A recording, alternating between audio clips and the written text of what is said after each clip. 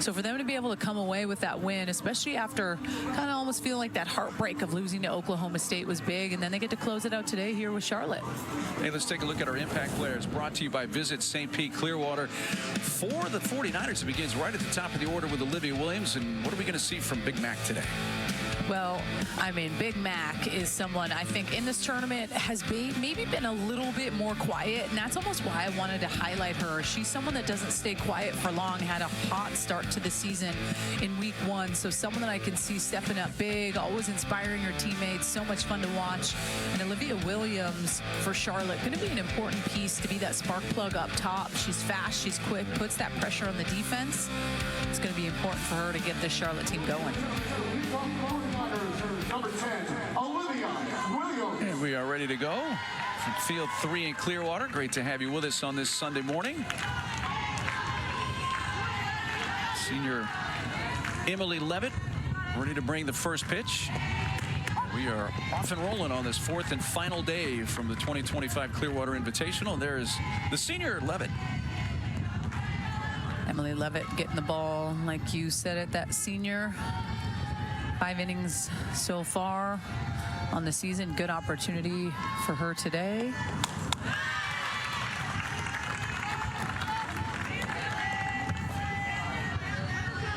Let's look at the lineup for first-year head coach of the 49ers, Courtney Breault. Got Lord batting in that cleanup spot with a couple of home runs so far.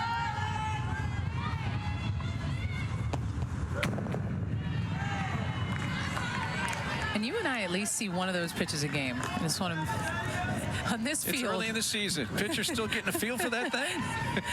We see one a game that just airmails to the backstop, and it's totally been there, done that as a pitcher. Emily Levitt should not feel bad. It happens. Put in play to the right side. Mari Harper's playing second base. A little tweak to the A&M lineup we'll get to in just a bit. Mari getting the start. Second base. KK moving over to short. Number 13, Breault O'Hearn. Emily Levitt is going to throw to mid to upper 60s, goes side to side really well with that screwball, has that good upspin, added that drop ball here in the off season, and it's the change piece. She can throw that at any count.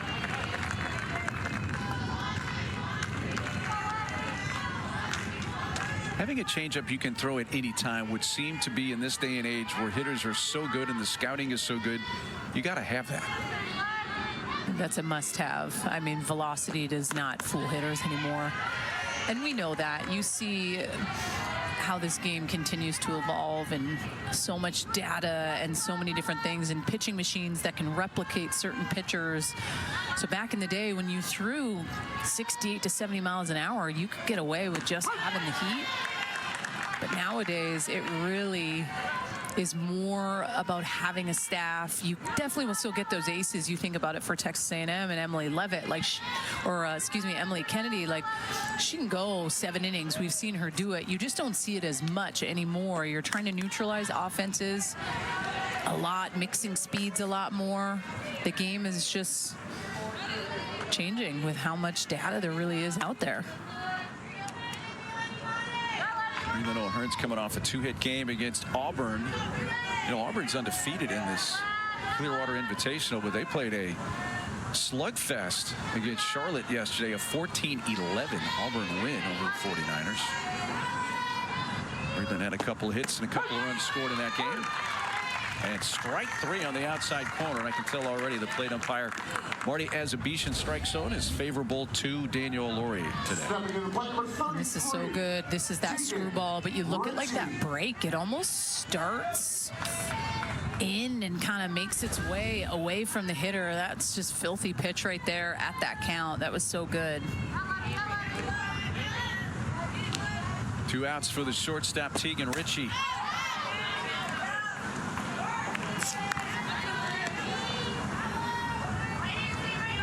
Busy in that Auburn game as well yesterday. Went 1 for 2 with an RBI double. Scored a couple of times.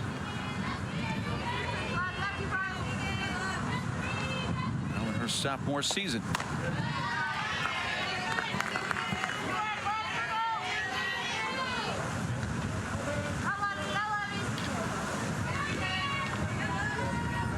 Texas A&M, this is their final game of this Clearwater Invitational. Charlotte is not finished. They still have a game against San Diego State later today on ESPN+.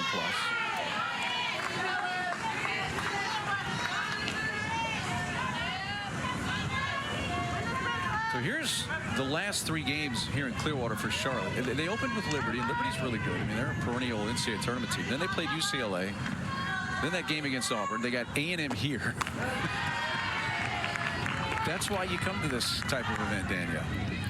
When there's so much I feel like you have to pull out on day 3 too of a tournament like this, especially week 2, right? It just, body maybe hurts, fatigues up a little bit, maybe mentally tired. Popped up and out at second base. Maria Harper drifts to her left to make the catch. And that retires the side. Down in order go the 49ers in the first. We'll see the Aggie offense when we come back. Well, as the Aggies come up in the bottom of the first, let's bring you the keys to the game. Brought to you by Shriners Children's Hospital. Well, for Charlotte, it has to be that one pitch at a time. This is a tough tournament that they're in, and at times maybe not winning a game that you would like, or not having the at-bat you want, and not looking too big picture, just one at a time. And on the flip side for Texas A&M, it's really being able to pitch with that confidence. You think about this staff all together and how good they are. They have to utilize that, trust that. And Avery Shamblin in the circle, freshman for Charlotte. And getting a really good opportunity against this Texas A&M tough offense. Kennedy Powell leading off, and already Aggie fans are like, whoa, whoa, whoa, where's Coco? And I did check with the SID Tyler Pounds of the Aggie softball team. Coco's fine, just getting a rest. A little shuffle to the lineup for the final game in Clearwater for the Aggies. And that's what Tricia Ford brings out. At the top of the order is Kennedy Powell. Well, like I mentioned a couple minutes ago, playing day 3 is definitely a different feel on the body. So getting a rest every now and again is a good thing. You see Kramer Eshte down in that 9 spot. Coach Tricia Ford so big on having almost like a leadoff hitter down at the bottom, someone that really turns that lineup over quickly. Average doesn't lie.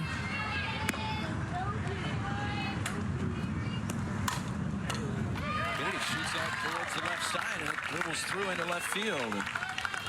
13th hit of the season already for Kennedy Powell. She's on with a leadoff single. At the plate, number 31. By the way, she's hit safely in every game in Clearwater now, Kennedy.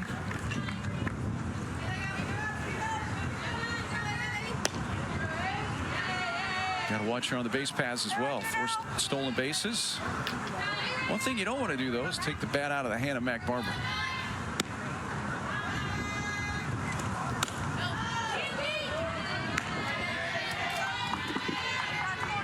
So you look at Mac's numbers.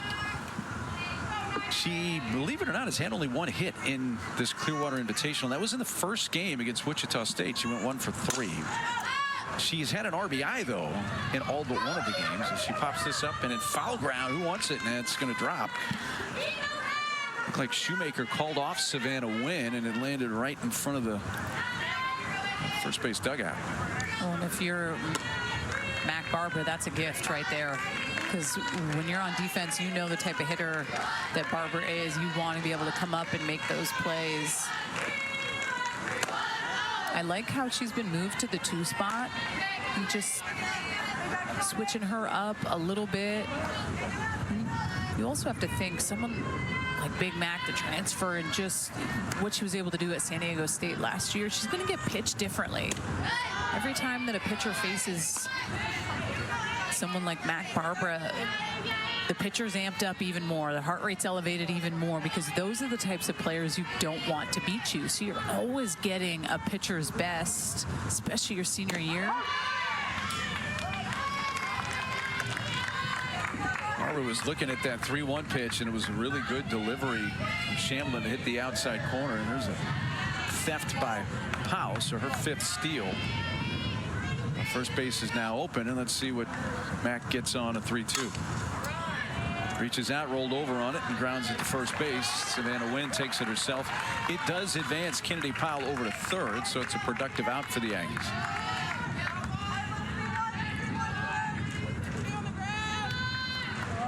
Chamblin picked Big Mac pretty well there, especially after falling behind in the count. Well, it's almost like she was pitching backwards to Mac, and Avery Chamblin, I mean, has the mid-60 speed, will hit that up top part of the zone, can climb the ladder a little bit, is trying to develop and work that off-speed changeup a little bit more in the off-season.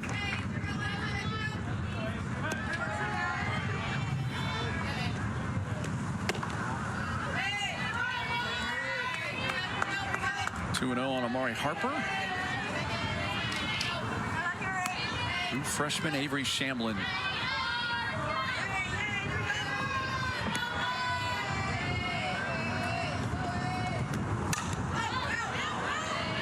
It's going to lead play. Amari Harper was hit by a pitch in the hand. And we had feared had broken a finger in one of the first games of the season. So she's been used sparingly here in Clearwater, coming through that.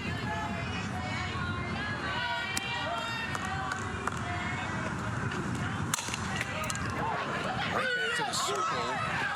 Here comes the runner for the plate, and with her speed, Kennedy Powell scores the game's first run. Well, Harper hit it sharply right back to Chamblin, who wasted no time going to first, and timed well by Powell to come in and score. Well, this is when you need to do the little sneak back, and she didn't even take a peek at Kennedy Powell, who has speed. We know that, but it's kind of that unwritten rule as a pitcher. When the ball comes back to you and you only have one down, you're taking a look to see where that runner is. Harper gets her first RBI of the season as Maya Perez surveys ball one. So Kennedy Powell, do you talk about producing a run? It's a base hit to left field, steals second, goes to third on a ground out, and scores from third on a hard comebacker to the circle. Not a bad leadoff. Used to seeing Coco Woolley up top, but Kennedy Powell has made an impact right out of the gate here in the last game.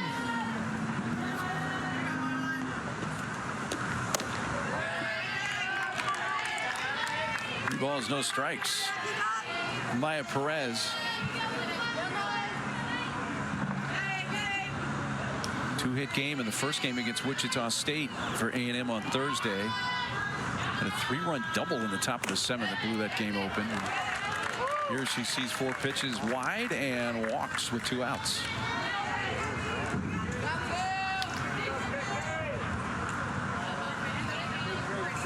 Avery Chamblin from Cleveland, Tennessee. True freshman, did start against Auburn, 3 innings. Clearwater. Loves to play golf, so her favorite athlete is actually golfer Rory McIlroy. That's pretty awesome. That's going to allow Perez to scoot down to second. You know, the older I get, Mark, the more I wish that my parents would have just put me in golf or tennis. I love the team sport, but I'm saying where the money's at. When you think That's about the lack of sleep talking right there, folks. That is not the real Danielle Laurie. Yeah, I love softball, but I'm saying I do think golf and tennis, those are some of the most watched sports in our house. I know. I mean, and you know why you would have been great at it? I mean, you played a team sport at a really high level, but I think playing an individual sport to you even attracts you even more. Thanks for the glam shot, you guys. Thank you. A little Sunday morning glam.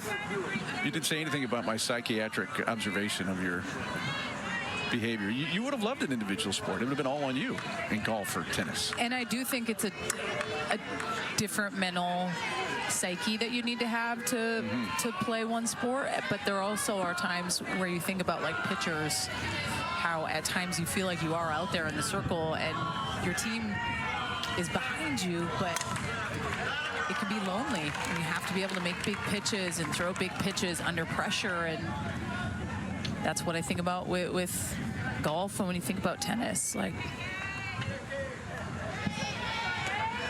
You know what, that reminds me, remember the Atlanta Brave pitchers, Maddox and Glavine and Smoltz? They used to golf constantly between starts all the time. That was their thing.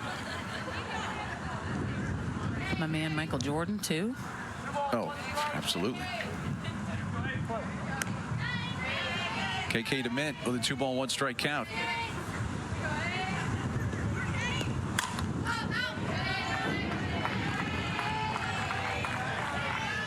Would seem to me, Danielle, a big deal here if Avery Shamblin and Charlotte can hold A&M to just 1 run here in the bottom of the first inning. I agree with you. KK DeMint, just the year she's been able to have this freshman. Ball was elevated and she skies it towards left center field. Well, that's Olivia Williams waiting on it. And Shamblin does indeed limit the Aggies to just 1. We have played 1 from field 3 at Clearwater. See the excitement. You love to see it. Trusted by elite players like Aggies and Rachel Garcia. Visit Wilson.com to learn more. Lord's going to lead off. She has 4 hits in Clearwater. From Trussville, Alabama. Went to Hewitt-Trussville High School. In fact, spent a year at Bama as a true freshman. Patrick Murphy's team, a year at Ole Miss. Went to Texas Tech for a year, redshirted there, and now in her first year with Charlotte. Leading up for the 49ers, number 11. Out of all that, she says her favorite athlete growing up, Aubrey Monroe, former catcher at Florida. Who was always a big piece of Tim Walton's really, really good teams at that time.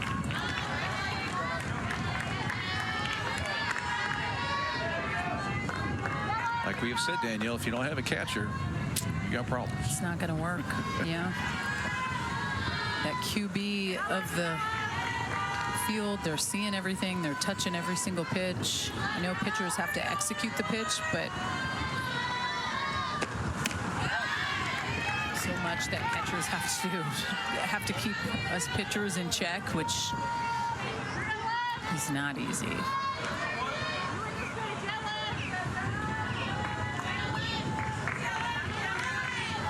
Really Levitt quickly ahead. 0-2.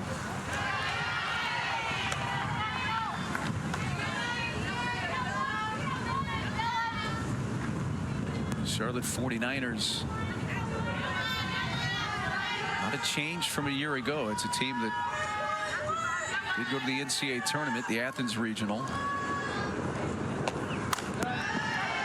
And lost their head coach, Ashley Chastain, after 5 seasons. Went to South Carolina to replace Bev Smith. So Courtney Breault, who's on the staff for John Rittman at Clemson, able to take the job. And it really, whenever a coach leaves nowadays, really in any sport, because hit hard and fair past third base into foul ground, a diving Kramer Este keeping it in play, and then she's having trouble picking it up, but it's still going to be 2 bases for Jenna Lord. Score that a double, first double of the year for Lord. Really good job by Jenna Lord. A pitch, screwball drifts, just stays a little too much over the heart of the plate, turns it down the left field line. Rocket right by the base. Kramer Este lays out. I thought Jenna Lord was going to try to get to third base, but stays at 2. Last thing you want to do is lead off an inning and then be thrown out at third base. I think it was smart for her to stay at second, especially with that little bobble.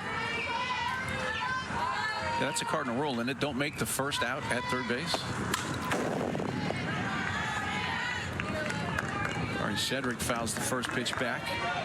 We were mentioning last season, though, for the 49ers, Coach Chastain goes to South Carolina, and as it is in this day and age, a number of the Charlotte players followed her to South Carolina, so that institutes pretty much a complete roster overhaul for Charlotte. It's a completely new team. I mean, when we got all the notes and we're looking over everything and looking at the graduation and transfer loss, this is a clean slate program. It's practically brand new for everyone, head coach included. And it always takes a little bit to get your feet under you when it comes to that stuff, especially when they're not necessarily the athletes you recruited, or they're not coming from when you were going through that whole process of when they're younger and you're trying to get them and the connection with them. Going through the portal is now the new the new speed dating, if you will. Because when you're recruiting a lot of athletes and they're younger, you really start to get to know them. There's a lot more action that goes down in the portal as far as reaching out to coaches and like, hey, what was it like to coach this athlete? Is she someone that I could potentially pick up in the portal now?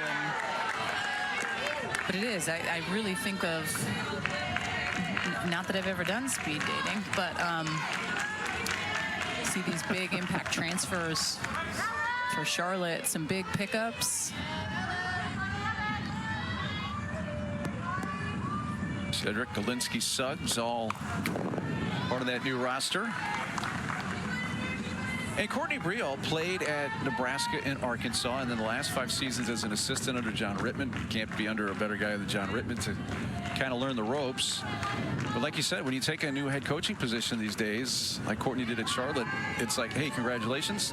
Now go find 20 players. Yeah. On the ground, a chopper is going to get over the head of Perez. Here comes the tying run to the plate, and scoring is Lord. And it's 1-1. That's an RBI single to tie the game for Kari Shedrick. It's a really good at bat by Kari Shedrick. Changeup stays, but she uses the ground and just bounces this over Perez's head.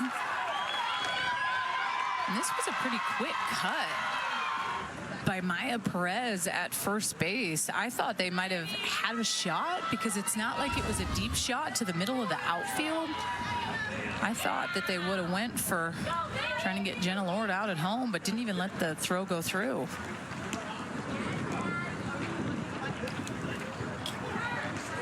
You're going to run for Shedrick at first base with Jasmine Sanchez. Tricia Ford made a quick trip to the circle, and here's London Dirks, the right fielder for the 49ers.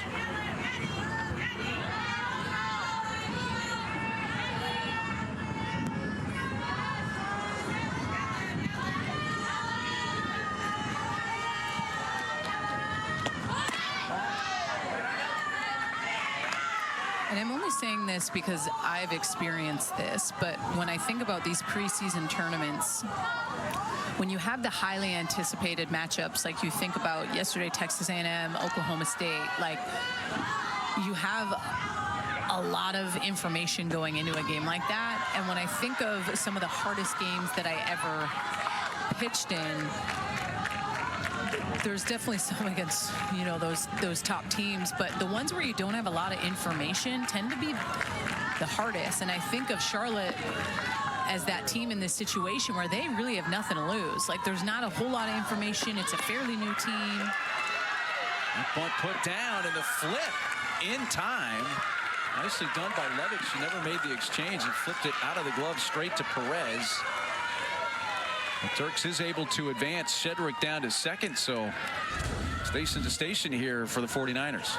And PFP at its finest, so good with the glove flip, doesn't freak out with the speed of Dirks up the line. This was such a good play on the money. Charlotte has potential go-ahead run at second with 1 out.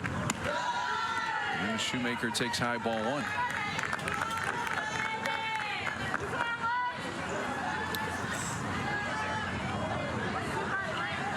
Levin hasn't thrown a lot of innings for A&M. Just 5 on the season coming in. That's the first run she's allowed this season. I'm looking at her innings from last year. 67 innings pitched, was 10-2. Her being that senior with that experience, I know they got the transfers and Sydney Peterson, and they have Grace Sparks. They also have that freshman that is electric and really fun to watch, but having Emily Levitt as well with her experience would be a good option at times if the opportunity is there for her to maybe get innings up a little bit.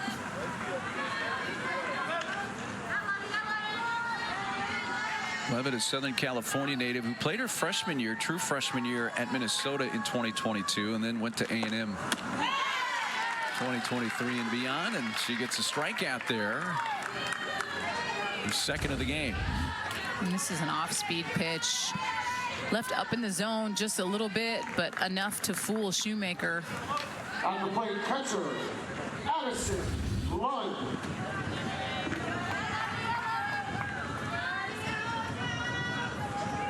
Mentioned the 10 wins last year for Levitt. She had 11 her first year with A&M as a sophomore in 2023. So she's won 21 games on the season coming into this year. Looking for her first decision of this season. Faces a true freshman, Addison Lund. And this 49er team is making Emily Levitt work. I mean, going on her 35th pitch. They've been pretty patient on some pitches that maybe aren't in their wheelhouse.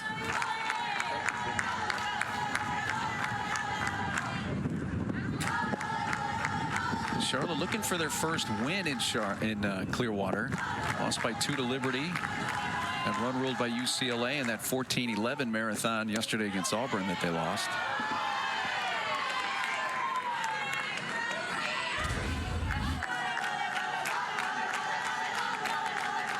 Close, just maybe the lower half. Hurts me to say it as a pitcher, but a little down. And see, that's the difference in that pitch from the one prior. You're just bringing it up maybe half a ball up and recognizing, okay, he's not going to give me this pitch. It's the 24th pitch of this inning. It's kind of guided out into shallow center field, and here comes the go-ahead run, and Sanchez scores. And it's the Niners. Charlotte has taken a 2-1 lead in the top of the second. Lund's first hit and RBI of the year. Well, and you can tell that her body is fooled on this pitch, but then is still able to somewhat barrel it up and just sneak it in there. Hit some green as a base hit in the books and a ribby, and you can see the excitement from Addison Lund in that 8th spot.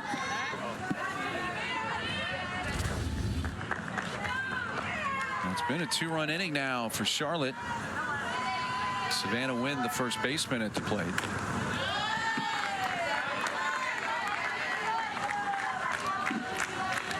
Junior from South Carolina. A couple of hits in that game against Auburn yesterday, including a grand slam, which was part of a 6-run first inning for Charlotte against Auburn.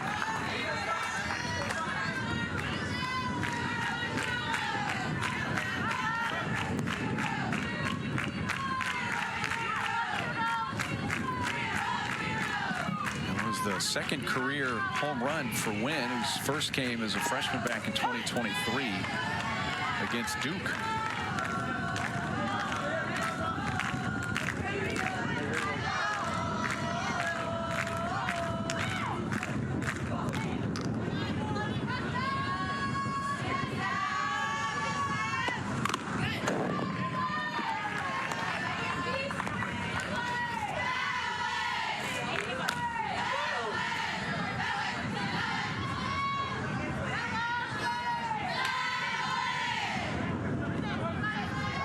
In this inning for Charlotte.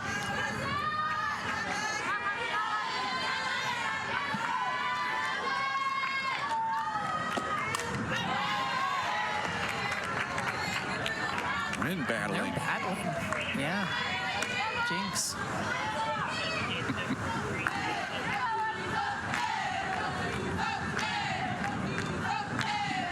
Coach Courtney Breault.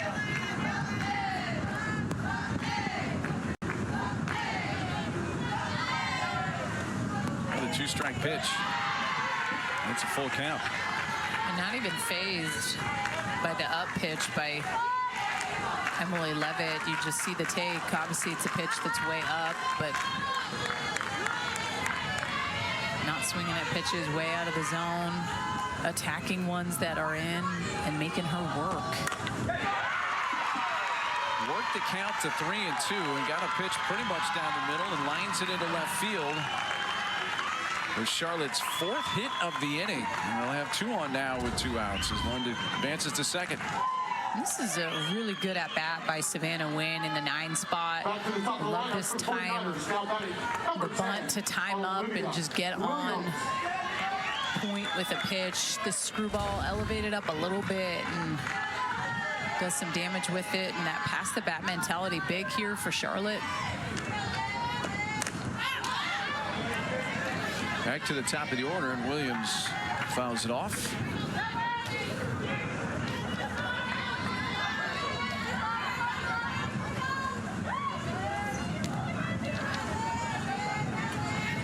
Fourth and final day of this year's Clearwater Invitational. 8 more games today. This is the first to get started.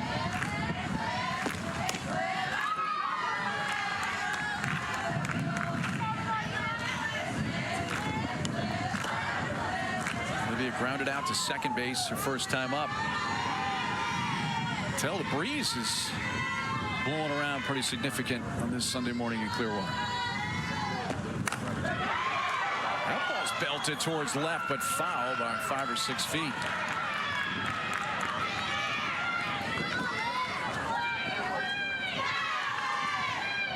Charlotte's offense here, Danielle, has done a nice job working counts, getting pitches. Yeah.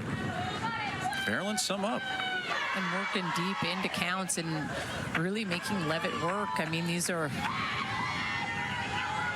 some big pitches that they're leaving that aren't even close. And she's already getting close to 50 pitches here in 2 innings.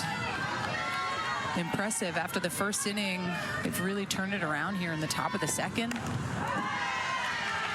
And it's just being able to be annoying at the plate, and I think that's a prime example right there. A 1-2 change down in the zone, just peppering it foul and being able to continue to force Emily Levitt to have to maybe throw something a little bit closer. Puts that in play, maybe near the dugout, but it's going to land out of reach of Perez. Olivia Williams is one of the few returners from last year's team. Played her freshman year for Charlotte, made the all-rookie team in the American Conference. She's the leading returning player for Charlotte with the highest batting average. The 5 players that had a higher batting average ahead of her last year all either went to South Carolina or graduated. Follow the head coach, former head coach, Ashley Chastain.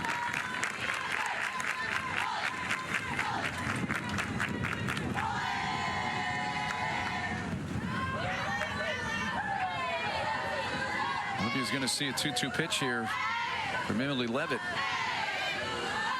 Has indeed exceeded that 50 pitch count here.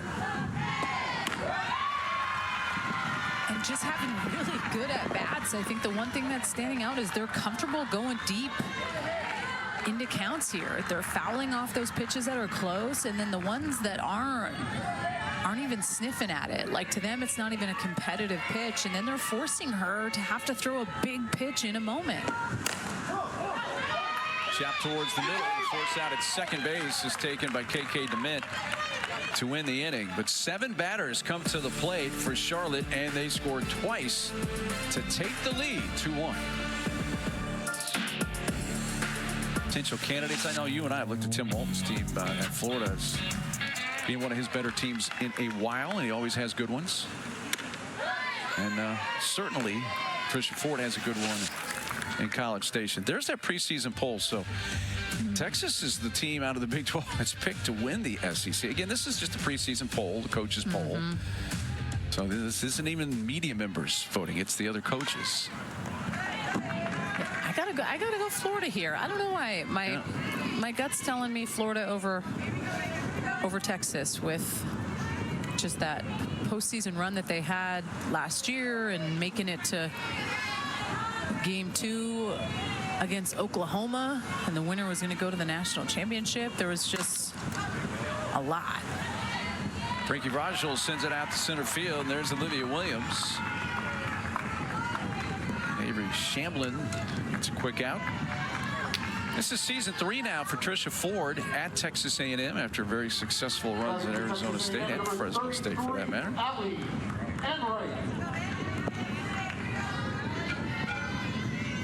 What an incredible job she's been able to do at Texas A&M. I mean, making it to game 3 of a super regional last year and potentially a team that can get to Oklahoma City if all the pieces come together at the right time. They are that good of a team. And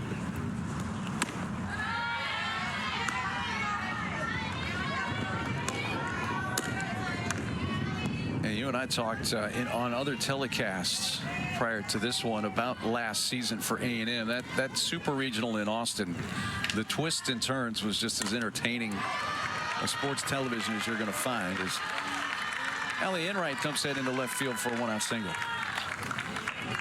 That's a stand-up single for Allie Enright. Enright has hit safely in every game the Aggies have played in Clearwater. And a staple down there in that 7 spot. I like how she's been swinging it, the consistency with that. I think being able to get some action going at the bottom of the lineup and then turning it around.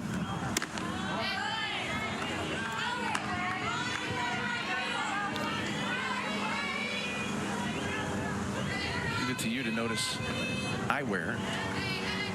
But you make many fashion statements with your own eyewear.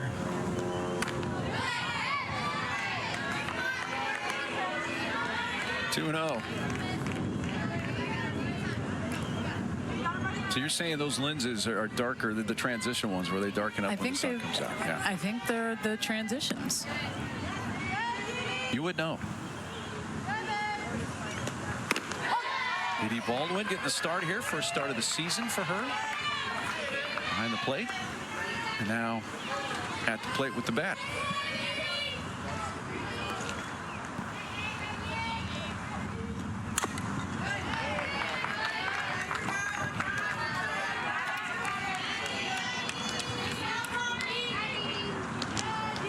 First to bat for her on the season as well.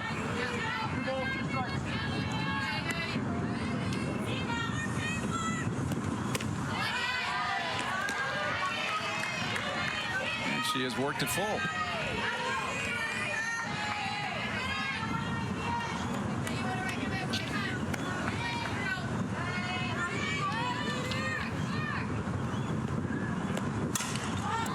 Didi got under that one and sends it to shallow left field. The shortstop wants it. Kind of a twisting basket catch there by Tegan Ritchie for the first down.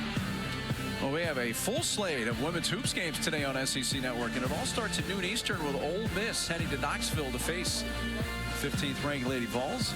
Keep it here on SEC Network all day for the best in women's college basketball.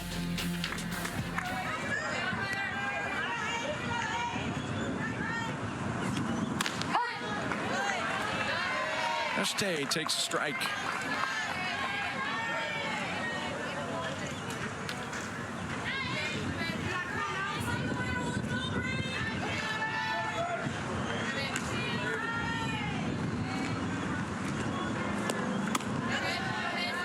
Kramer in that 9 spot in the order.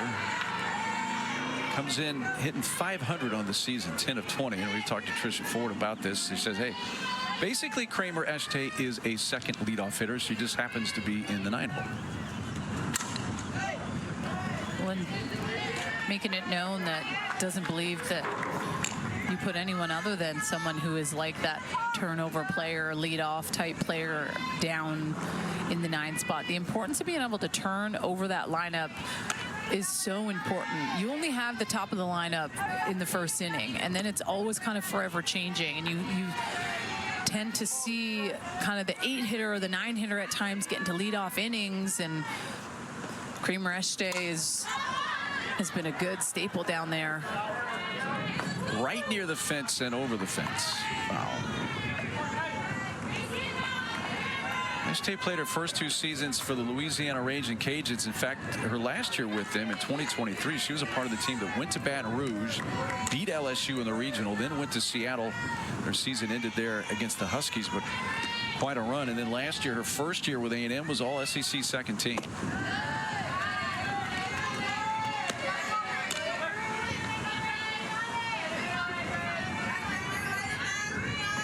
State last year hit 290 for A&M, but she hit 311 in SEC play, and that always tells me something. When your average is higher in conference play, especially when you play in the SEC, you come to play in those games. And locked in too. It's conference play is such a, I think, more of a mental grind than anything. And at times, maybe this was just when I played, but a lot of the preseason tournaments we played, and it almost felt like you were able to kind of pad your stats a little bit. And it was the Pac-10 back when I played, and then once we got into conference play, it's like, man, we're playing the Arizona, UCLA, Oregon. It felt hard. I imagine it was hard, and that's at center field. And the fly ball is caught by Olivia Williams. Runner left on by the Aggies. They've stranded 2, and we've played 2 in Clearwater.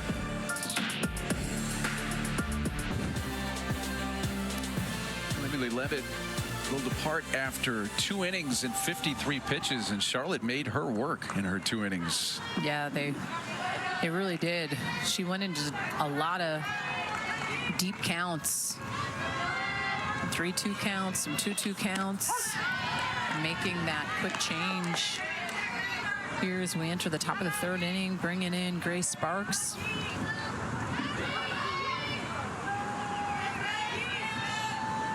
Ole Miss transfer, Grace Sparks, first season with the Aggies. The play for the 49ers, number 13, Breault. One of the big pickups in the portal. I know you think about Texas A&M last year. I want to say it just felt like maybe the bullpen wasn't able to support as much as this team would have needed. It's sent in the air to right field. Frankie Breault hauls that in. They get Breland O'Hearn to begin the top of the 3rd.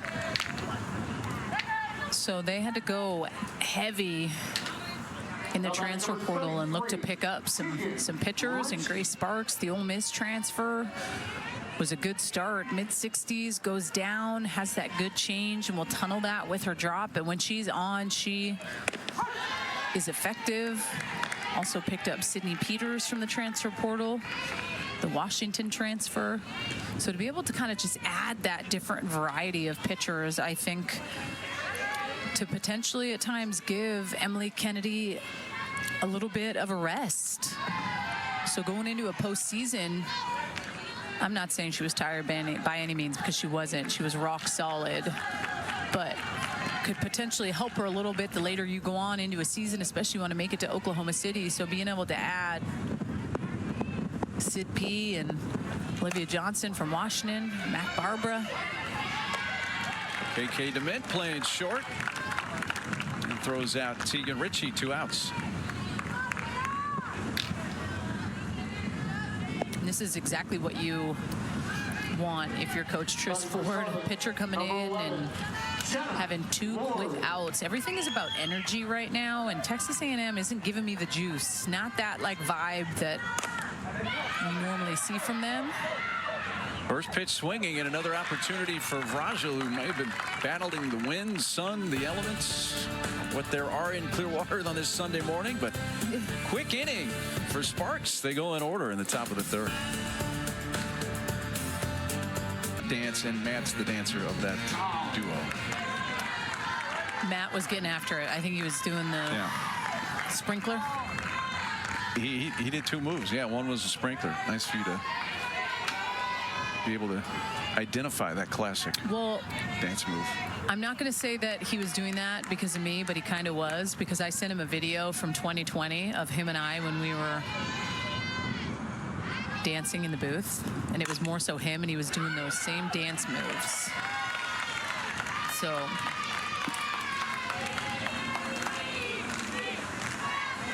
top of the order is up for A&M, and Kennedy Powell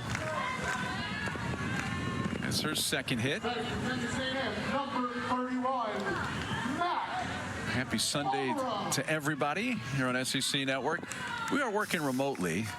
It's really hard for me to do any kind of sprinkler or anything, at least do it justice from home. But all right, I was going to go gun show, but you guys got off the air too quick. Oh, there we go. All right, we'll show a little guns. Do it. Sunday morning guns. Just do it. I can't do the Matt Schumacher. He was the one doing it, and you could. I was looking at him back in 2020 like Amanda Scarborough was looking at him in the booth. It definitely was that, like, who's this guy? Where did he come from? He's hilarious. And I know that you probably, Mark, would do the same in the booth, those dance moves. Just absolutely. We got to keep it fresh. Got to keep it fresh and light. It's supposed to be fun. That's why we have so much fun. We have unleashed the weightlifting ego of Danielle now by allowing her to show her progress on her biceps. The guns. Here's Mac Barbara, who has the biceps to certainly hit balls out right now. And that's what she is known for. That's what she brings from San Diego State, that power bat, which I'm sure will be a big producer in the SEC for A&M. Skies it to shallow center, and it causes Williams to race in and make the catch. He almost had to come all the way to the infield dirt for that one. It almost kind of seems like Mac Barbara's in her head a little bit. She's someone that is so routine oriented when it comes to her swings. She's always writing things down. She always has a scouting report. And you go through this in this sport, especially when it comes to hitting. It is extremely hard to be a successful hitter day in and day out, but I just love how attention to detail she is. She's someone that continues to always stick with a scouting report, but it kind of seems like she's pressing just a little bit. I would suspect when you join a new team, there is, and you have produced as much and as productively as Mac Barbara has been the last several years, and that can maybe that's an impediment early on.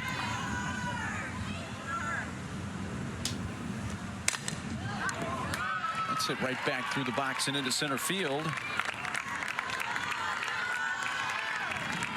And a base hit for Amari Harper. Nice job by Harper, just hitting it right back up the middle, right where it's pitched. Number 24, Maya Perez. And puts two runners on with one out for the cleanup hitter for the Aggies, Maya Perez.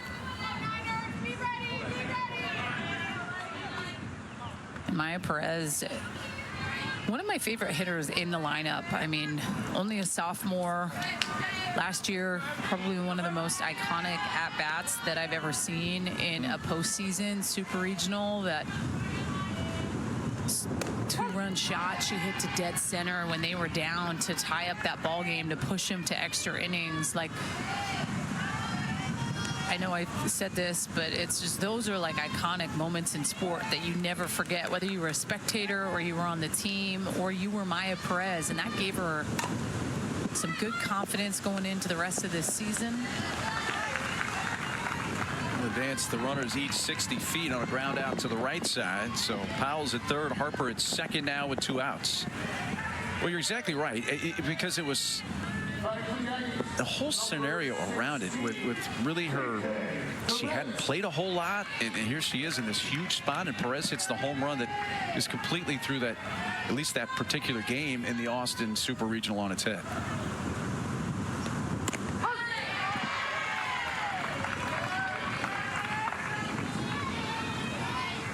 AK fly to center, her first time up today.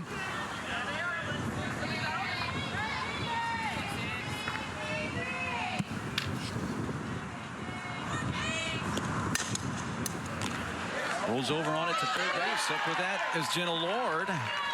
And Avery Shamblin has finished off 3 innings in the circle for Charlotte. And they have a 1-run lead. When we come back, we'll visit with the first-year head coach of the Niners, Courtney Breault. Cheers Invitational on on this Sunday morning. Let's visit with Courtney Breault, first-year head coach of the Charlotte 49ers. First time for Charlotte to come to the Clearwater Invitational. I know you've got the rest of this game to go and a game against San Diego State later. What's the experience been like, though, for you and your ladies to this point? Yeah, it's been awesome. I mean, it's a great atmosphere here, so many great teams, so many great games, and we're just excited to be here and be able to showcase our program. Coach Avery Shamblin throwing well. Things that you like about coaching her, but what she's doing a good job of so far against Texas A&M. Yeah, I mean, Avery's been great, just a freshman. She's still getting her feet wet and getting experience, and just like to see her attacking the zone and getting ahead of hitters. Courtney, we'll leave it there. Thanks so much, by the way. Belated congratulations on the job. We wish you so much success. Thanks for your time. Thank you so much. Go Niners. First-year head coach Courtney Breault. The crowd came off. Whoa, whoa, careful on the chain.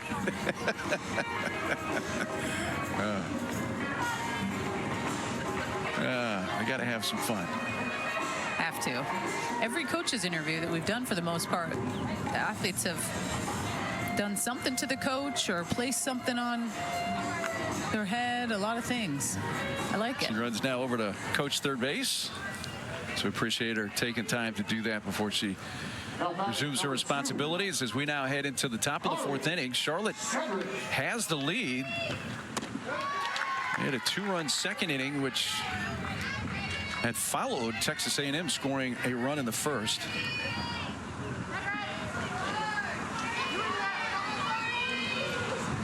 The 5, 6, 7 hitters due up here, and Kari Shedrick hits a one-hopper out to Maya Perez, who takes one step on the base. Well, and Grace Sparks last inning, so clutch. 3 outs on 7 pitches. And sometimes pitchers can just tell if a team is pressing or tell if a team is not maybe playing to where they normally play to. And that's kind of what I'm getting from Texas A&M right now. So for Grace Sparks to be able to go in and have that quick inning, last inning, and then roll a ground ball right out of the gate with the drop. Important to try to get your team back in the dugout, to get some momentum going, some action, try to fire the team up a little bit. London Dirks batting in the 6-hole. Laid down a sacrifice bunt her first time. A little smile there from Grace Sparks. You as well, as much as anybody, obviously know that softball, baseball, they're games of rhythm. And Sparks has kind of found the rhythm defensively and pitching wise here in the last inning plus now for Texas A&M. And sometimes those drop ball pitchers can do that because it forces at times hitters to put the ball on the ground, and it gets things going right away. And her ball is in and around the strike zone with good dip, and that's a true example of it right there. That downward rotation hitting the bottom part of the zone is so money. Like 0-2, I don't think you can paint a prettier picture for that pitch. And so far, so good here for Grace Sparks, and just kind of that energy that I feel like she's bringing into me anyways. I can't speak for anyone on Texas A&M, but good, efficient innings. Like, these are the things that you really appreciate when you're on defense and when you're in need of kind of getting some offense going. Miss Shoemaker fanned her first time up.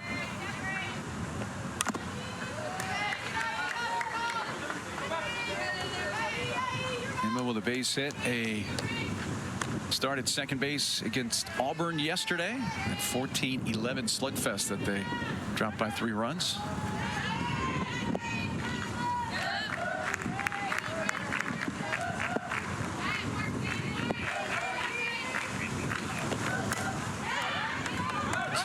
Shot towards shortstop, knocked down by KK DeMint, and close but out at first base.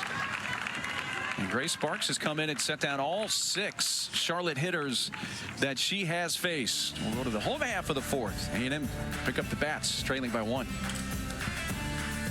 Up in the bottom of the fourth, final game in Clearwater for Texas A&M. Let's visit with their head coach, Tricia Ford. You got Coco off her feet, at least to start the game today. What are some of the things you have to juggle when you get this deep into a tournament like this?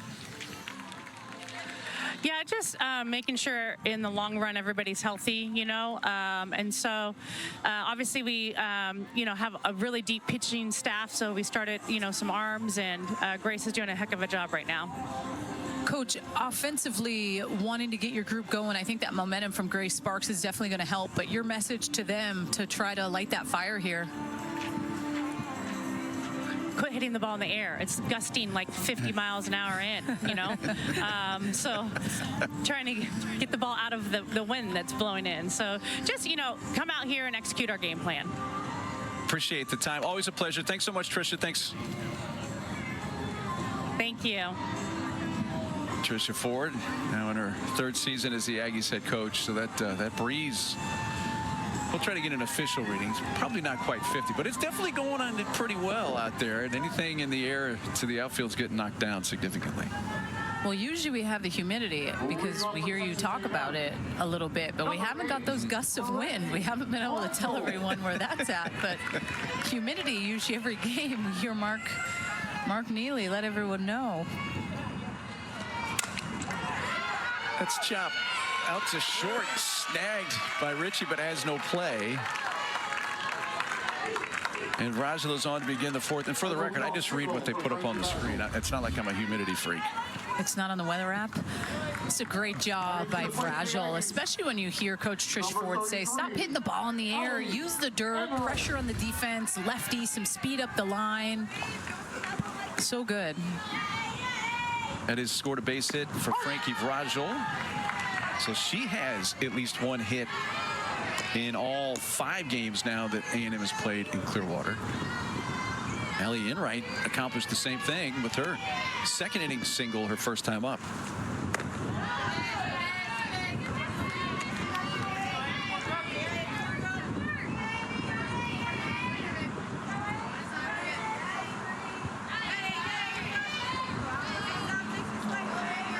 Enright had a 2-hit game against Wichita State, 1 hit in each game against UCF, Oklahoma State, and Virginia. 1 hit so far in this one.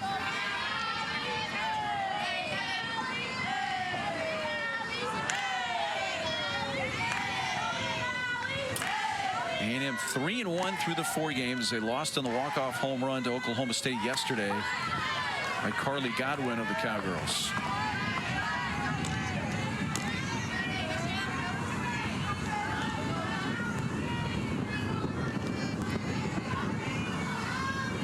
Freshman Avery Shamblin ready with the 2-2 offering.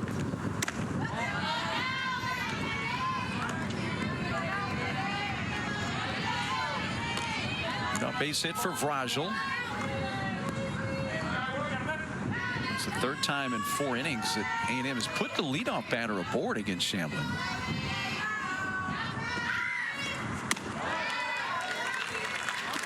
And lost her. A walk to Enright, and just like that, the Aggies have the first 2 on in the 4th. 2 really good at bats. Breault using the ground, and Allie Enright not getting out of her game plan, sticking to it, and gets that walk. And if you're Texas A&M, this is kind of that time where you're feeling like we got to get something going. You got runner on 1st and 2nd here, none out. Baldwin wants to bunt the runners over and bunts it foul at the first base line for strike 1.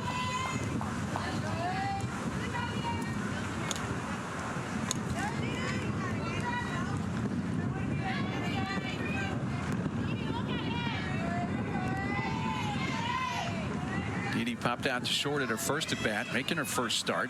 These are her first at bats of the season.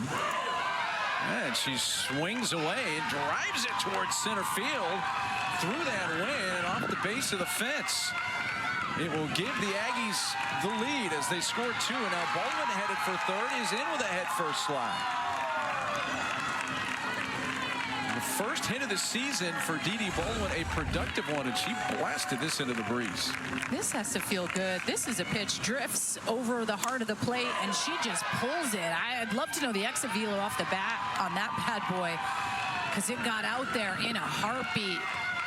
Couple big RBIs for the freshman. She makes her way over to 3rd base. And just a different turn of events here for Texas A&M.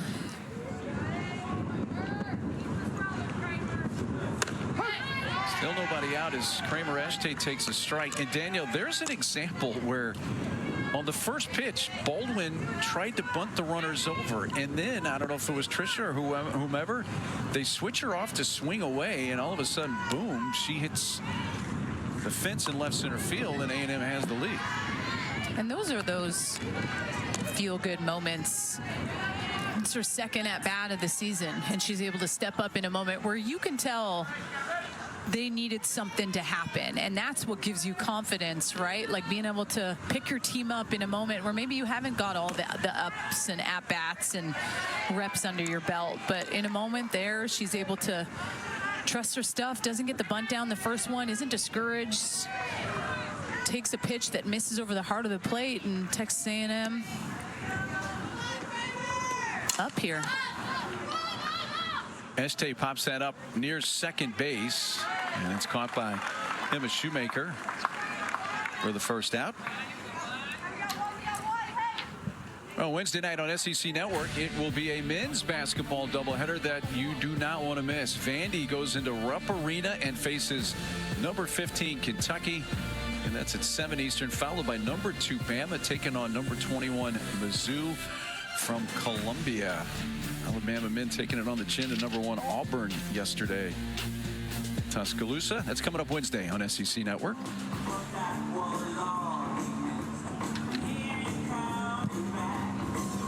Breault, looks like she has finished her conversation. Looks like Avery Shamblin is going to depart. But I tell you what, the freshman, especially through the first 3 innings, she was very effective against this Aggies offense.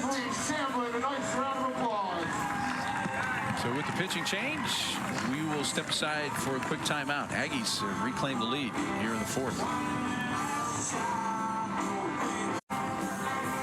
New hurler in the game for Charlotte. It is a left-hander, redshirt freshman, Aubrey Yarnall. And I think this is a good opportunity to bring in Yarnall, especially with just A&M getting to Shamblin there. It's important to bring someone in and stop damage control, especially when this is still a tight ball game. Bringing in that lefty, getting her some good experience as well. The lineup turns over now for a 3rd time. Back to the top for the Aggies. Kennedy Powell.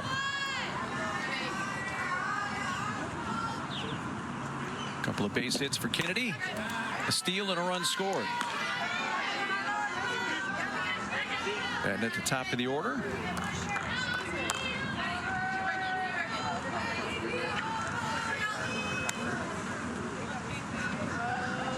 in a conversation with Tricia Ford. Coco Woolley getting the day off as that ball's hit the center. It's going to be deep enough to bring in Dee Baldwin from third base. So sac fly for Powell, her 7th RBI of the season, and it's 4-2 Texas A&M.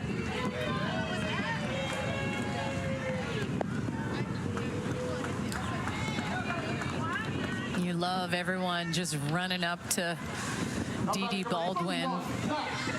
Big at bat, kind of change the focus of this game here for Texas A&M, and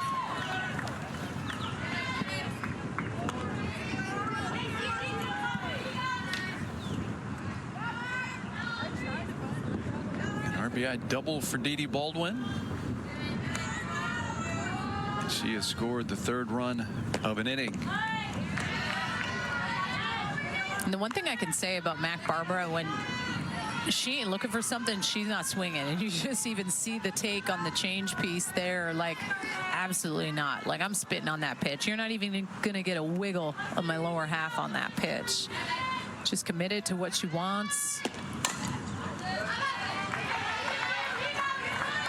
And you just almost feel like she's going to break out on something here. Like, she's just last game of the tournament, and you just feel like something's going to happen.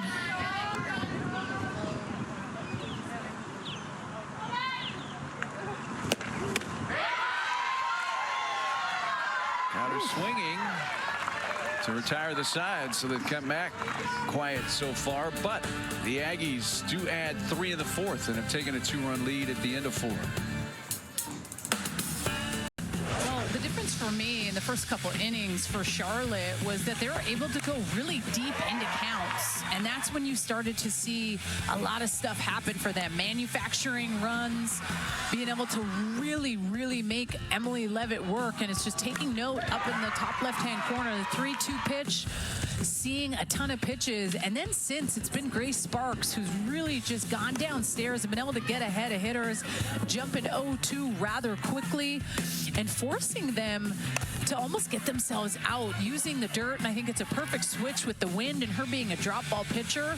This is a big deal for her to be able to come in to this ball game and almost shift the momentum and all the things. First 2 innings, 4 hits, 2 runs, 52 pitches. And since the last 2, 0 hits, 0 runs, and only 16 pitches needed, excuse me. And big shout out Barrett and Tommy in the tape room, putting together the good package. Because that really is the biggest difference that I'm seeing right now since Grace Sparks has entered this ball game. Yeah, it really has been the story of this game.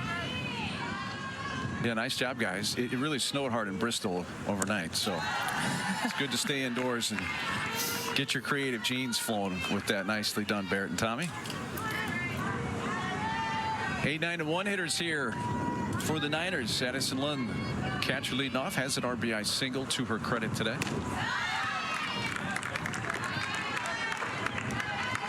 And as a result of what we've just seen, it has caused the Charlotte hitters to have to go up there looking to swing earlier in the count and be more aggressive.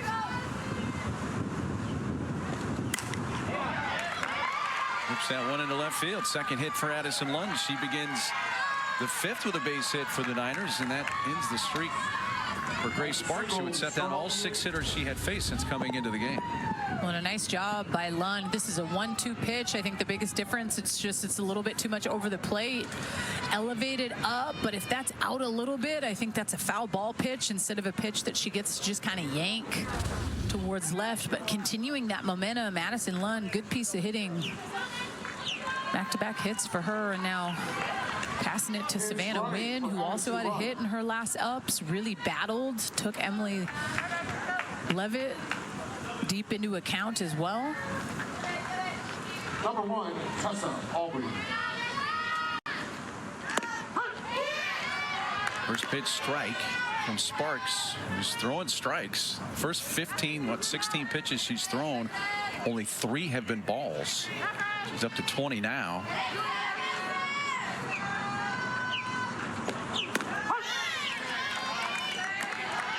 At the plate for the 49ers, number 7, Savannah Wynn. He's pounding the zone.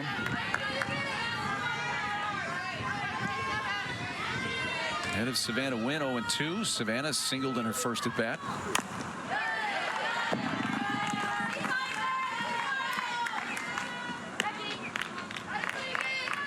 But there's quite a difference between facing Emily Levitt, who's a little bit more upspin rise ball, to then having to make the adjustment as a hitter in your next at bat against someone like Grace Sparks, who does have that real true drop spin down in the zone, can mix the change. It's different, and I feel like that at times is probably the biggest difference in our game offensively for hitters. It's like you're not really getting the chance to see a pitcher 3 straight times in a game. You're having to change up your game plan potentially once or twice in a game, seeing somebody new. That's just filthy. And that's the second strikeout for Grace Sparks since entering the game. And it's just, you can't paint a prettier picture for the count. It's a 1-2 pitch down in the zone. She's not doing anything with that pitch. That's one you got to hold on all day. And she's not able to just show you how good that movement and that spin on that pitch is. You know, you probably, the average fan, you don't think too much about when coaches are preparing for a game, when they're setting up who they have in line for pitching, like, okay, who's going to start? Who would be the best choice to back that pitcher up where their stuff is maybe on a different plane and gives the opposing team a lot more to look for? Oh, there's so much that goes on behind the scenes, I think now more than ever, like back in the day, pitchers and catchers called their own game, obviously with the exception of going through and talking with pitching coach and always doing your homework. But now it has very much shifted and changed, where everything is getting passed electronically, and coaches are calling from the dugout, which I don't disagree with. Do I like it? I don't love it. I want the pitchers to think the game, but the information is the information, and at the end of the day, giving the pitchers the ability to shake if they don't want it, I think is a good lead to have. But there's just a difference in how the game used to be when it came to that piece to where it's at now. The game has evolved so much, and it is sped up so quickly, where coaches have just felt the need to have to take that control piece a little bit, and it can definitely work in their favor. You see it happen a lot. Williams sends it out to Este for the second out. On Friday nights on SEC Network, all about gymnastics. And this week we have a doubleheader starting at 7 Eastern, and it's the defending national champion LSU meets number 8 Kentucky to start the night. Then rivals Auburn and Alabama square off in a top 25 matchup at 8:30. This gymnastics on a Friday night on the SEC Network. Hey, let me button up what you were just talking about. You know, all the different analytics and everything that's gone into coaches calling games, etc.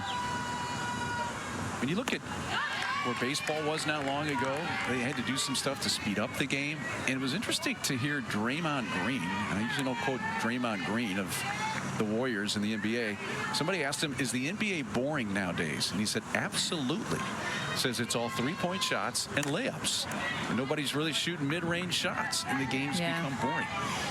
Is there any kind of existential threat in this sport, softball, that you see that you would like to change or see needs to at least evolve to avoid an issue like that in college softball? No, I don't think so. Since they've added that pitch clock, these games are quick. The games are efficient. It's dumped into left field for a base hit. You're still getting a lot of players that are hitting the long ball. And then when it's all said and done, Mark, the reality of the situation is elite pitching dominates hitting when the pressure gets going, right? And you can say that about the postseason all day long. Like, you see a lot more tighter ball games in those pressure-filled moments. So everything tends to come together at the right time. I can't see this sport ever getting boring, because it was honestly kind of one of my first loves of just sport in general. I loved pitching and dominating and how much fun that was. It's harder to be a pitcher that dominates all the time now, but oh my gosh. A pickoff at second base. I'll tell you what, Didi's having herself a day, isn't she? Didi Baldwin picks off London second base to end the inning. The freshman all day, keeping Charlotte honest. See you later, alligator. This game now goes bottom half of inning 5. 3, 4, and 5 hitters coming up for Texas A&M, leading 4-2. Roy Harper has an RBI and a base hit. 1 for 2, leads off. Well, I'll button up what we were talking about right before Didi Williams' pickoff abruptly ended the last inning. I am comforted to hear you say, you know, there's no iceberg on the horizon of this Titanic of college softball, that the game is in a good place.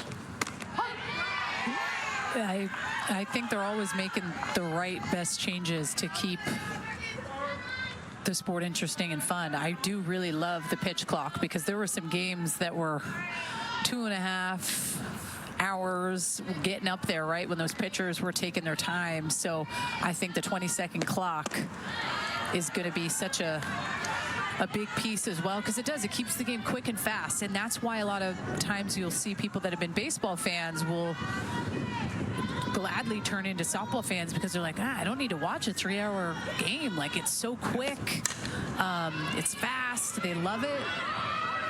That's going to bloop into center field for a base hit. Harper has her second hit of the game. Yeah, the pitch clock has been very good.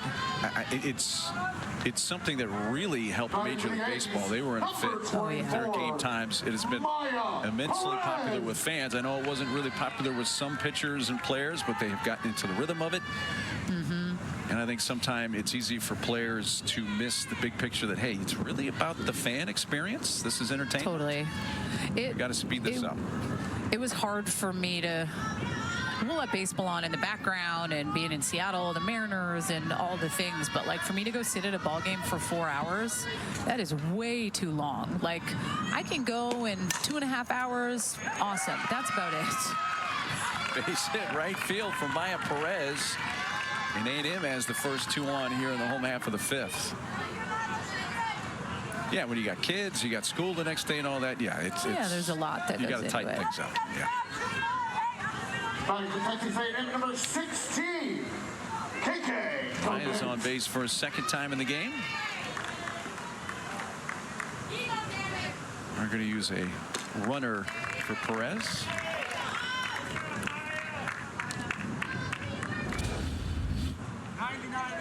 It's running up first, number 99, Kelsey Mathis. Twist on that left ankle. That hurts.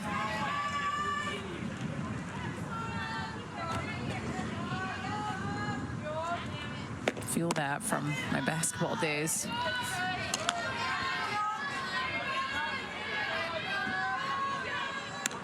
So we'll see if Maya re-enters when we get to the next inning, because here's KK to Mint.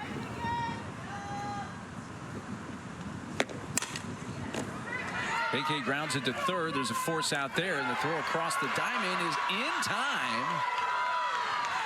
Lord to win in a 5-3 double play. First double play turned by Charlotte this season. And a really nice job by Jenna Lord here, going straight to her base with the gun across the diamond to win. Ooh, that was close. There's no replay review here in Clearwater, but those are just such cool moments to be able to have. First double play of the season, having your pitchers back, action on the base pass, quick too.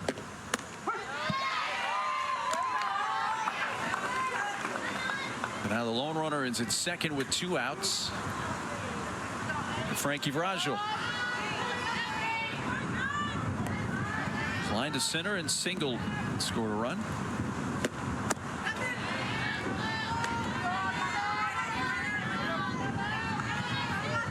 Frankie's hit safely in 4 of the 5 games in Clearwater for the Aggies. He's had a good trip to the Bay Area. Well, that wind is really whipping around.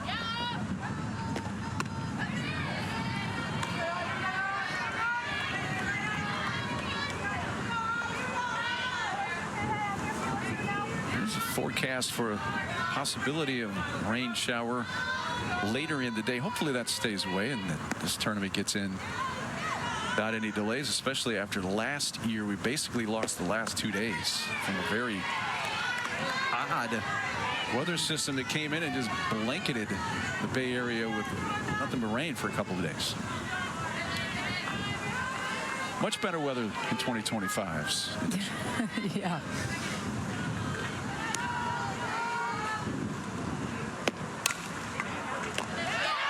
Right side, gathered by Savannah Wynn, who steps on the bag. Well, the Aggies had the first 2 on, nobody out. And Yardile gets out of the jam, and 3-4-5 coming up for the Niners next. Down by 2 to Texas A&M. Tegan Ritchie leading off.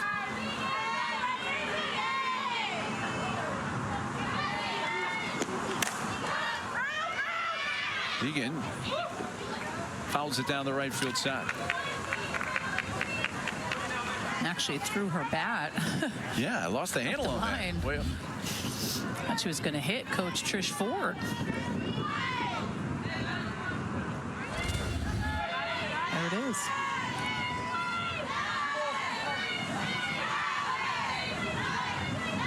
Safely in the dugout now. 2-2 pitch coming from Grace Sparks. Swing took her down to one knee. And those drop ball pitchers, really, when they're on point, they are so tough to hit. 2-2 pitch down. You see that big swing and miss, or swing and foul off, excuse me, by Richie. It's out towards left field. Kramer Este. Does Kramer Este have the transition glasses on? I don't think so. That's just the regular sunglasses. Here we have a full slate of women's basketball today on SEC Network. It will start at noon Eastern. Ole Miss heading to Knoxville. They face the 15th ranked Lady Vols. You can keep it here on SEC Network all day today for the best in women's hoops. Jenna Lord sends it down the left field side. It's going to be out of play. Jenna double leading off the second, would later score. That was part of that 2-run second that gave Charlotte a 2-1 lead. A&M has since reclaimed the lead after scoring 3 times in the fourth. A lot of that due to Dee Dee Baldwin making her first start of the season for the Aggies and taking advantage. That's to second base. Corey Harper, 2 outs.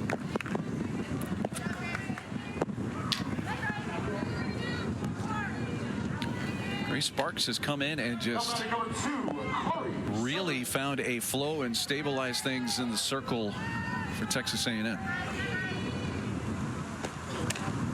And when we asked Coach Trish Ford on the call prior to this about pitchers, like Emily Kennedy was throwing well, but Sid P and Grace Sparks struggled a little bit. She said, I'm really trying to hammer home to them to just own their job and own who they are. And when they do that, they're great.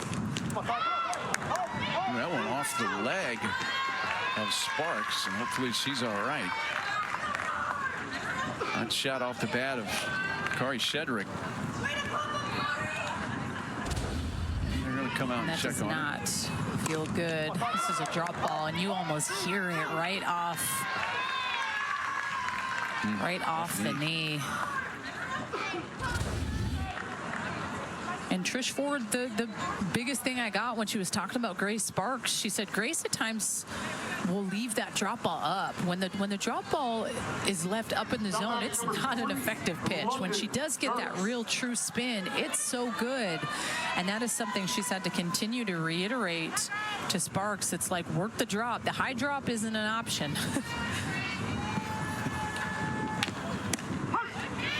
Strike one to London Dirks. Was sacrificed and fanned 0 for 1.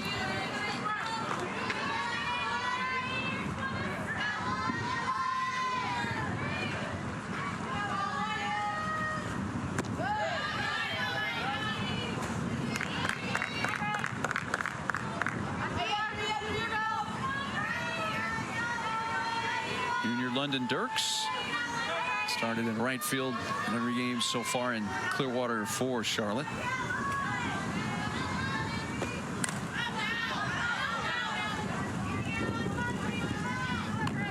Mostly right field a year ago. She's a returnee and in her 3rd season in the Charlotte program. And a local community softball uniform. Thank you.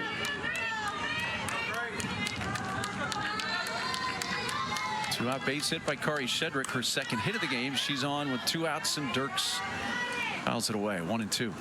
When you see those last 2 pitches by Grace Sparks climbing the ladder a little bit, just getting up underneath it, working on that pitch, just add extra value to that down drop ball.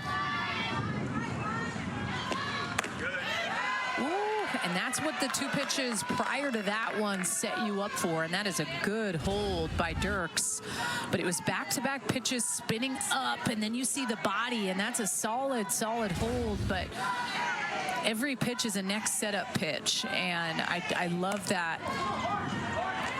Goes back out there, and a diving attempt by Amari Harper, and she gets there and makes the headlong diving catch to win the inning. Nice job by Amari Harper. This almost felt slow motion to me. Laying it all out there, having Grace Sparks back, getting dirty.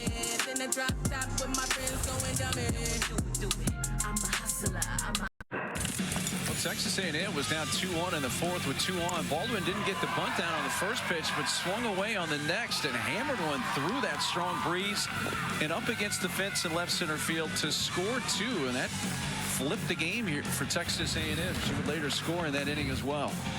Our game track brought to you by Evo Shield, and she's been a big factor in this game. Also picked a runner off second base while catching.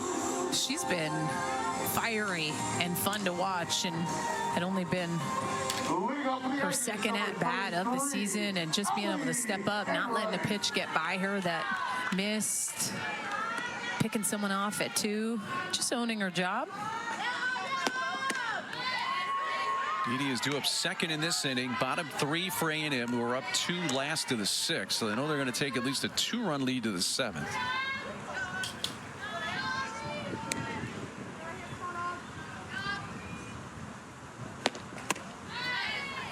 And the in rate takes outside from Aubrey Arnall.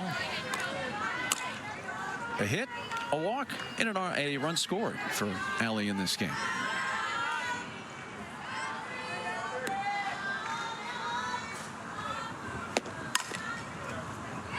Tops hit out to short, and that eats up the shortstop Tegan Ritchie and scoots into left center. Enright is aboard for a 3rd time. We'll see how they decide to score that. Probably an error. Texas A&M, number 39. It's that double hop. Once it gets to the double hop, it almost feels like a sure thing.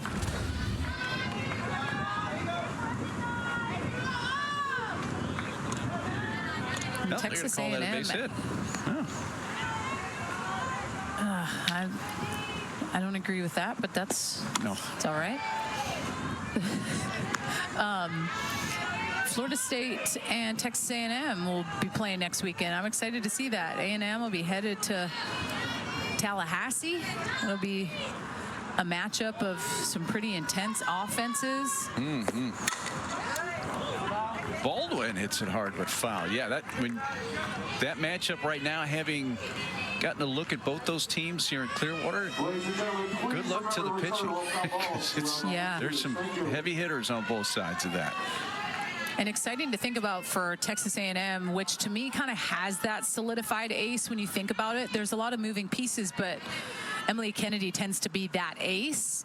Seeing her maybe get a chance to go up against that offense, and then when you flip it around for Florida State, like still trying to maybe figure out who that ace is for their team and who's someone that they're going to be able to rely on. They definitely do a lot more pitch by committee than I think a lot of other teams, but seeing how they're going to approach this Texas A&M offense next weekend, it's exciting to think about that matchup. Scott Lovell, by the way, going to run first base for Enright. No, I guess Florida State, pitching-wise, you mentioned that, and in many ways, it's who's going to be good enough to stake that claim as the eventual Seminole Ace.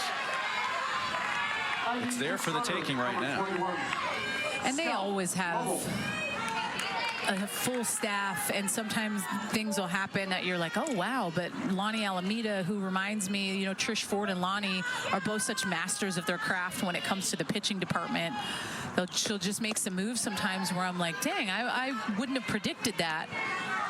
And then it'll completely work the way they want it to because of the homework and the things. So there's just so much cool stuff that goes on behind the minds of Trish Ford, and you think of Lonnie Alameda getting to be playing against each other next weekend.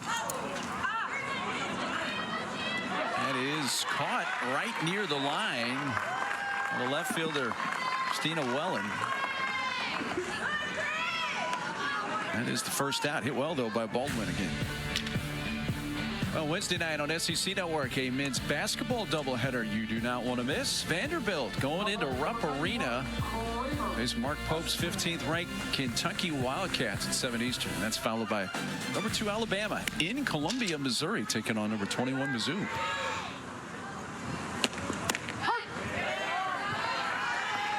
Big turnaround for Mizzou men's basketball after not winning an SEC game last year. They're top 25. Here's Kramer Eschte.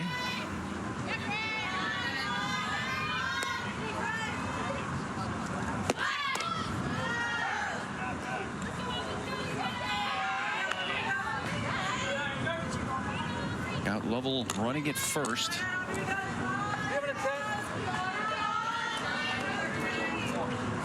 Kramer's fly to center and popped it short.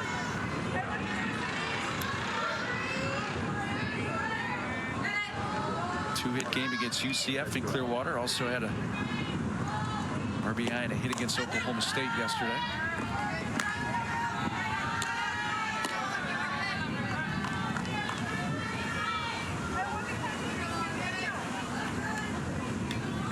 Looking ahead to the Charlotte 7th. They're going to be down at least 2. They'll have the bottom 3 due up. 7, 8, and 9 hitters. Again for A&M, this conclusion of this game will finish their time at this Clearwater Invitational, but Charlotte will take on San Diego State at 1 o'clock Eastern time on ESPN Plus for their final game.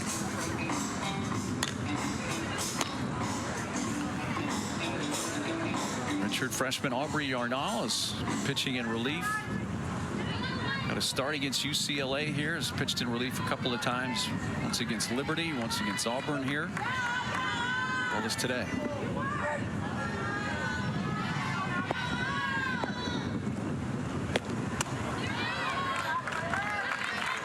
And she loses Eschte. The Aggies have 2 on with 1 out. Let's get to the top of the order. Another opportunity for Kennedy Paolo, who's had a good day. Really, any leadoff hitter for A&M's had a good day. In 4 of the 5 innings, they put the leadoff batter on base. Actually, 5 of the 6.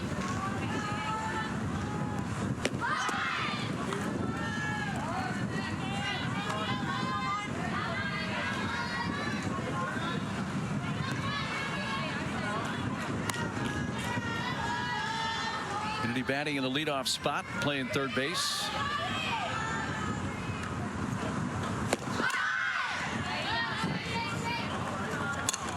You're wondering about Coco Woolley, her usual leadoff batter and shortstop, just getting the day off, getting her off her feet. No other issue than that. Tricia Ford let us in on that a little earlier.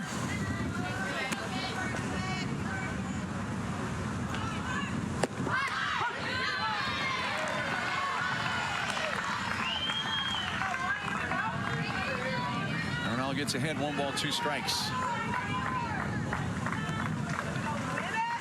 Aggies trying to improve to 10-1 to start the season. If they get a win here. It's lifted to right. Lyndon Dirks plays it in. It will allow Scout Lovell to advance over to third, and runners now at the corners with 2 down. And the importance here for Charlotte to try to keep it what it is, to give yourself that fighting chance in the top of the 7th inning with only 3 outs left. 2 down for Yarnall.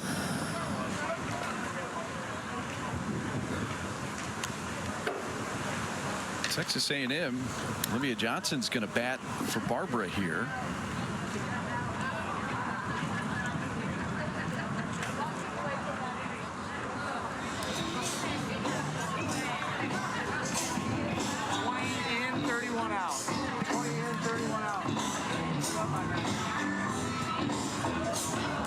Johnson batting for the DP Mac Barbara.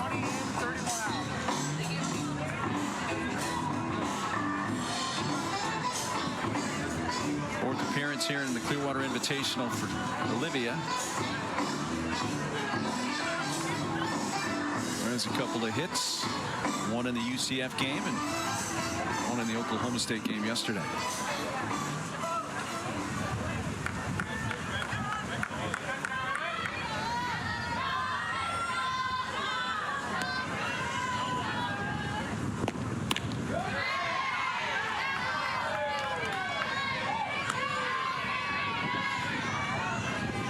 Seasons at Washington for Olivia Johnson.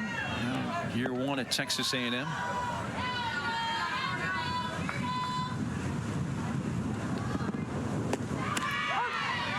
Good spot.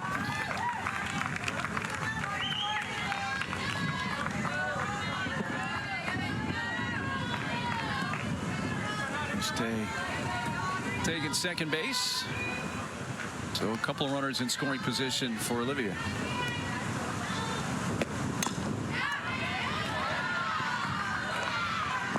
One and two. Olivia Johnson, 3 for 11 this season. 7 walks. Patient at the plate. .579 on base percentage. Sends that to right field, and on the line, reaching up, caught by London Dirks to retire the side. 2 runners left on by the Aggies. They've stranded 7. Going to the 7th, last chance for the 49ers when we come back. All fans, if you haven't already, and even if you have, come back, because Clearwater is a blast. It's the best things on the calendar and the softball schedule, and it's early in the season. A lot of folks who are living in snow and cold can come down and get warm and watch softball. Grace Sparks trying to finish this one off for Texas A&M. And I think she's kind of lit a spark for Texas A&M a little bit, no pun intended. First pitch swinging. Shoemaker hits it into right field. Camp there's Frankie Brajol. 1 pitch, 1 out. Niners down to their final 2 outs here in the 7th, trailing by 2. And she's come into this ball game, and I think the biggest thing is just she's been really efficient and hasn't had to throw a whole lot of pitches. She's getting Charlotte to chase. She's been so good with her drop ball. She's really only left it up the one time where she got the comebacker that hit her last inning. But besides that, I mean, checking off the boxes of exactly what Coach Trish Ford wants her to work on, gaining confidence and being able to own your job. So good.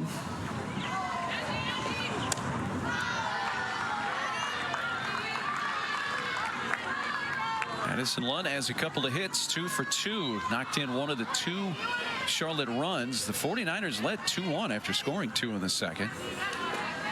A&M a 3-run 4th. That's the difference in the game. And when you're able to retire leadoff batters, it just sets the tone for how the inning is going to go. She's retired 4 of the last 5 leadoff hitters since she's been in the ball game, and gives your defense just that little extra confidence.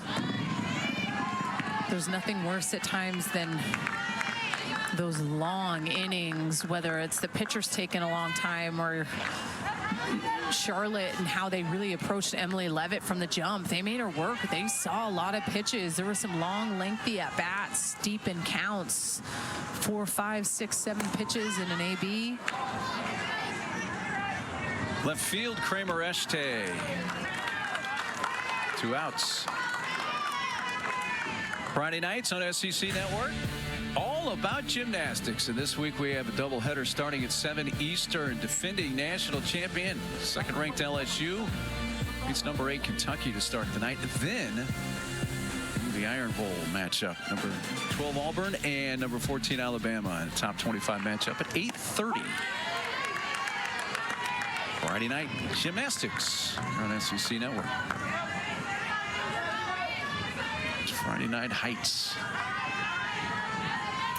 I actually took Maddie to my oldest daughter to a gymnastics meet last year at UW. So I'd throw that out there. Got it in just in time, out to center field, and Enright makes the catch, and A&M wins it 4-2, and that finishes the Aggies' run in Clearwater as they go forward. I'm going to say that the MVP is the battery. Dee Baldwin and what she was able to do, and Grace Sparks, since she came into this ball game, shifted the dynamic for Texas A&M, and they come out on top here. Let's go. Hey, don't forget, Charlotte fans, you can catch their final game here in Clearwater. They take on San Diego State at 1 o'clock Eastern time over on ESPN+. For Danielle Laurie, our tremendous crew, I'm Mark Neely. Thanks for sharing this one with us on SEC Network. 4-2, Texas A&M beats Charlotte. So long for now.